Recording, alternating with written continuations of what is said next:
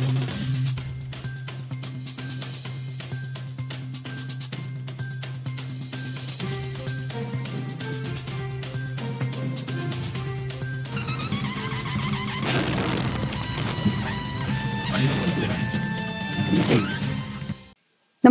आपण पाहता हिरकणी न्यूज.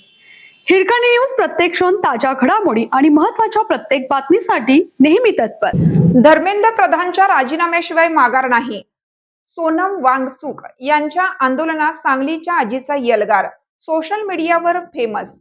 केंद्रीय शिक्षण मंत्री धर्मेंद्र प्रधान यांच्या राजीनाम्याच्या मागणीसाठी जंतर मंतर येथे सुरू असलेल्या आंदोलनात पर्यावरणवादी कार्यकर्ते सोनम वांगचुक यांच्या उपोषणाला देशभरातून पाठिंबा मिळत आहे.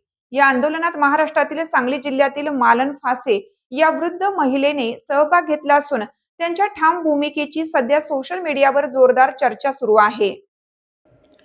सोनम वांगचुक यांच्या उपोषणाचा गुरुवारी 19वा दिवस असून मालन फासे या गेल्या 12 दिवसापासून दिल्लीत आंदोलनस्थळी ठाण मांडून आहेत. मुसळधार पाऊस, प्रतिकूल परिस्थिती याची पर्वा न करता आंदोलनात ठाम आहेत.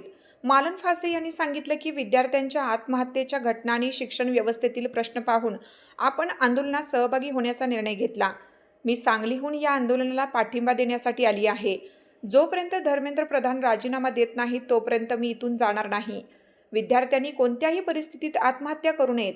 संकट आली तरी कष्ट करून जगावे, पण आयुष्य संपू नये. आई वडिलांनी शिक्षणासाठी केलेले कष्ट वाया जाऊ देऊ नका, असे आवाहनही त्यांनी विद्यार्थ्यांना केलं. आंदोलनादरम्यान पावसात रात्रभर उभे राहावे लागले तरी मागे हटणार नसल्याचे त्या म्हणाल्या. धर्मेंद्र प्रधानांचा राजीनामा घेतल्याशिवाय आंदोलन थांबवणार नाही.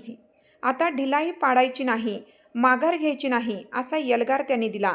फासे यांनी यापूर्वी कधीही कोणत्याही आंदोलनात सहभाग घेतला नव्हता.